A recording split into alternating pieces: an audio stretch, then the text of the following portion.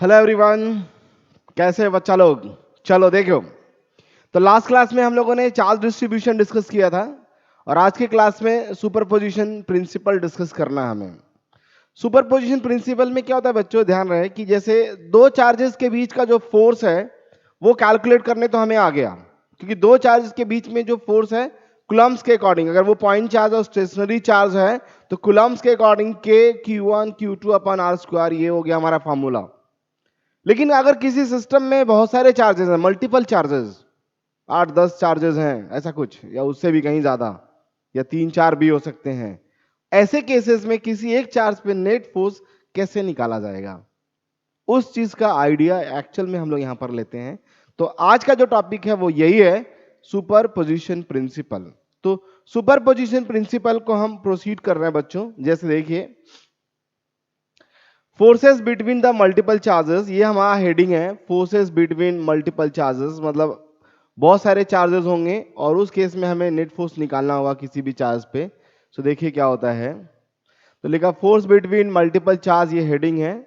सो देखिए, आप सबको बच्चों पता होगा कि कोई भी दो चार्जेस के बीच का जो फोर्स होता है उसे कैलकुलेट करने के लिए हम कूलम्ब्स लॉ यूज करते हैं। तो ये बात लिखा हुआ है कि the mutual electric force between two charges is given by Coulomb's law. Coulomb साहब ने दो चार्जेस के बीच का फोर्स कैलकुलेट करके बताया था। How to calculate the force on a charge where there are not one but several charges. किसी एक चार्ज पर अगर हमें फोर्स निकालना है जहां पर एक नहीं बहुत सारे चार्जेस हो, उस केस में कैसे कैलकुलेट करते हैं, आइडिया ले आते हैं। तो consider a system of n stationary charges Q1 Q2 Q3 in vacuum. तो आपको क्या करना बच्चों, बहुत सारे चार्जेस किसी वैक्यूम में कंसीडर करना है। कहीं Q1, कहीं Q2, कहीं Q3, ऐसे डॉट डॉट डॉट करके कहां तक Q1, ऐसे बहुत सारे चार्ज आप कंसीडर करिए, सोचिए ऐसे चार्ज हैं और किसी एक चार्ज पर फोर्स निकालना हो, then how to find the force. So अगर हम आगे बढ़े बच्चों, देखिए what is the force on the charge Q1। यही बात है, हमारा ऑब्जेक्टिव है कि इस Q1 पे कितना चार्ज होगा, इनकी वजह से, इन सारे चार्जेस की वजह से, इन सारे चार्जेस की वजह से कितना होगा इस पर फोर्स, ये फाइंड आउट करना है। Coulomb's law is not enough is answer to the question. अकेले कूलम्ब्स लॉ से आंसर नहीं है, क्योंकि कूलम्ब्स लॉ तो दो चार्ज के बीच में फोर्स निकालता है, यहां पर तो बहुत सारे चार्जेस हैं, तो अकेला कूलम्ब्स लॉ इसका आंसर तो नहीं दे सकता बच्चों। अकेला कूलम्ब्स लॉ इसका आंसर तो नहीं दे सकता है ना।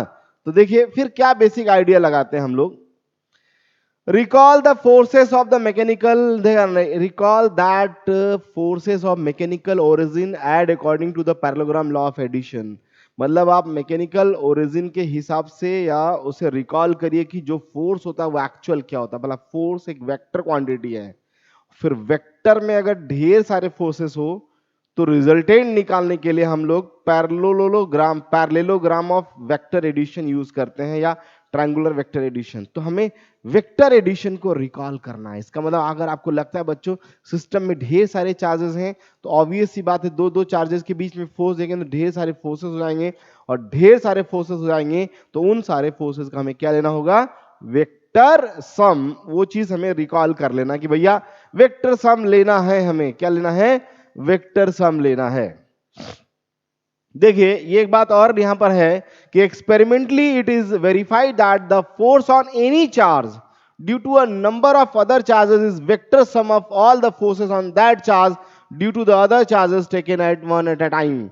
मतलब अलग अलग चार्जेस का फोर्स किसी एक चार्ज पर निकालें, अलग अलग चार्जेस का फोर्स किसी एक चार्ज पर निकालें, फिर उनका क्या ले लें, वेक्टर सम ले लें ना। ये एक्सपेरिमेंटली वेरीफाई किया गया है, और वो एक्सपेरिमेंटल वेरिफिकेशन वेक्टर के में हम लोग पढ़ते भी हैं ना, parallelogram method of vector addition पढ़ते हैं। The individual forces on the unaffected, देखिए इंडिविजुअल फोर्सेस जो होते हैं वो अनअफेक्टेड होंगे। Individual forces are unaffected due to the presence of the other charges, this is termed as the principle of superposition. जो दो चार्जेस के बीच का फोर्स है बच्चों, जैसे इस कहानी में यही कहना चाहता है, इन दोनों चार्जेस के बीच में जो भी फोर्स लगेंगे Q1 Q2 के बीच में, जो भी फोर्स लगेंगे, Q3 रहेगा तब भी उतना ही, नहीं रहेगा तब भी उतना ही फोर्स लगेगा। यही तो सुपरपोजिशन प्रिंसिपल है कि इन दोनों के बीच का फोर्स जो है वही रहेगा जो पहले कभी हुआ करता था ना। तो आगे बढ़े अगर हम लोग, जैसे यहां पर एक ऐसी एग्जांपल में दिया रखा है बच्चों, एक चार्ज यहाँ Q1 है, Q2 है और ये Q3 है।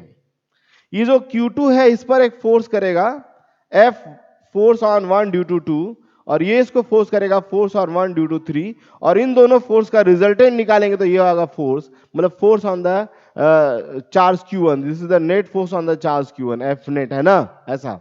तो इन दोनों फोर्सेस का वेक्टर सम, और वेक्टर सम लेने के लिए पैरेललोग्राम मेथड यूज किया गया है। वेक्टर सम लेने के लिए कौन सा मेथड यूज किया गया?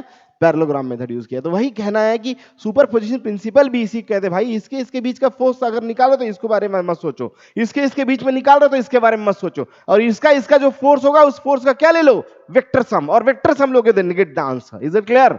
और ऐसे ही करना, वेक्टर आना चाहिए, वेक्टर सम नहीं आएगा तो आप नहीं कर पाओगे बच्चों क्वेश्चन। तो अगर आपके मल्टीपल चार्जेस हैं, सिस्टम में ज्यादा चार्जेस है, फोर्स निकालना है, तो आप एक चार्ज पे अलग अलग चार्जेस की वजह से फोर्स निकालिए, उन सबका क्या करिए? वेक्टर सम करिए।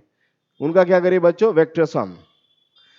Consider a system of 3 charges Q1, Q2 and Q3। अगर मान लेते हैं एक सिस्टम है जिसमें 3 चार्जेस हैं Q1, Q2 और Q3, और फोर्स ऑन वन चार्ज से Q1 due to the 2 charges Q2 and Q3 therefore be obtained by the performing a vector of addition of the forces to due to each other each of these charges। ये तो अभी अभी discuss किया कि भाई अगर 3 charges हैं तो कोई भी चार्ज पे फोर्स निकालना हो तो बाकी दोनों चार्जेस का जो फोर्स होगा उसका क्या लेते हैं? वेक्टर सम। अभी तो वो डिस्कस किया था। अच्छा, इस डायग्राम में थोड़ी गलती है बच्चों, यहाँ पे जो लिखा है कि एक चार्ज Q1 है तो जब Q4 इसको फोर्स करेगा तो ये होगा F14, जब इसको Q2 फोर्स करेगा तो ये होगा F12, जब इसको Q3 फोर्स करेगा तो ये होगा F13, 1 पर 3 ने फोर्स किया, जब इसे Q5 फोर्स करेगा तो ये होगा आपका F15, और इन सारे फोर्सेस का रिजल्टेंट निकालेंगे, आएगा F1 नेट, नेट फोर्स ये होगा। तो वेक्टर सम करना होता है, यही सिंपली मैं डिस्कस कर रहा हूं।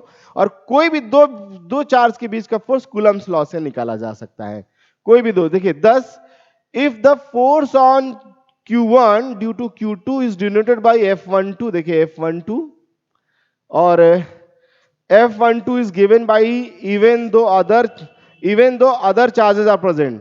F12 जो है, ध्यान रहे, F12 is given by even, मतलब ये F12 कुलम्स लॉ के अकॉर्डिंग दिया जाएगा, लेना है भले दूसरे चार्जेस प्रेजेंट हो या ना हो। तो कुलम्स लॉ के अकॉर्डिंग हम लोग अगर फॉर्मूला लगाएं F12 पे, तो K Q1 Q2 upon R square, और 12 का डायरेक्शन में आएगा 12 कैप डायरेक्शन में, अगर ये वेक्टर फॉर्मूला है 12 कैप। ऐसे अब जैसे 1 2 किया बच्चों, वैसे अदर दूसरे वाले केस में कर सकते हैं। जैसे 1 पे अगर 3 फोर्स करता है, 1 पे 3, तो आ गया आपका F13 वेक्टर। F13 को हम लोग ऐसे लिख सकते हैं K Q1 Q2 upon R square, F113 vector का कैप यहाँ लिखा।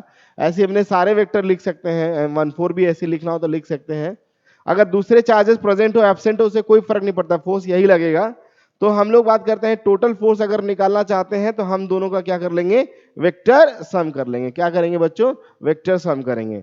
और वेक्टर सम करेंगे तो देखिए इस तरह से हमने वेक्टर सम कर, दोनों फोर्स का वेक्टर फार्मूला लिखा, और हमने उनको वेक्टर फार्मूले को डायरेक्टली क्या कर दिया? जोड़ दिया। अगर हाँ वेक्टर फार्मूला में उनके बीच का एंगल पता है तो आप ये भी फार्मूला लगा सकते हैं वेक्टर सम वाला, root over a square b square plus 2ab cos theta, ऐसे भी यूज कर सकते हैं, there is no problem at all. Is it clear?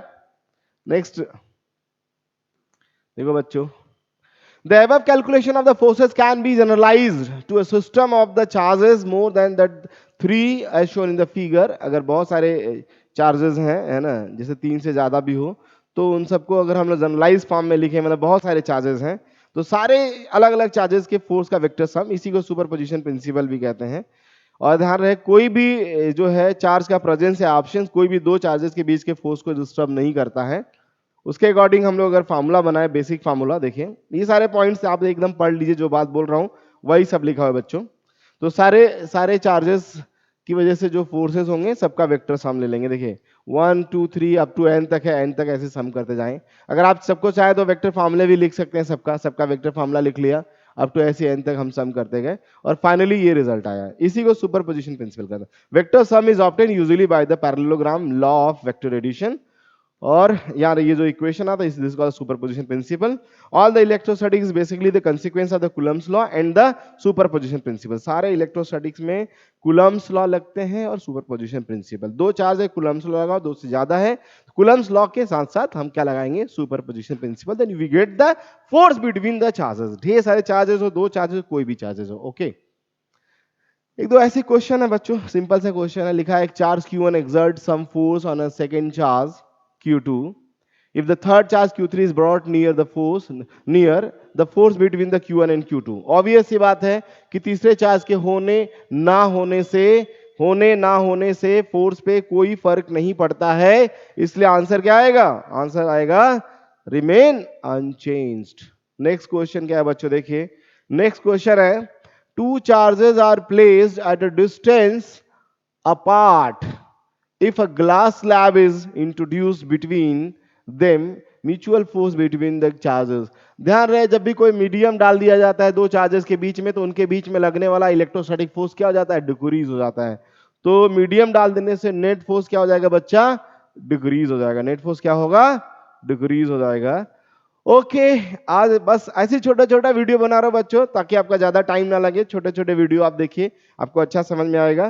तो अगर आप सबको वीडियो मेरा पसंद आ रहा हो बच्चों, तो मेरे चैनल को लाइक करिएगा, सब्सक्राइब भी कर लीजिएगा, और कोशिश करिए हो सके तो शेयर भी करिएगा. Thank you so much. Thank you everyone. Okay.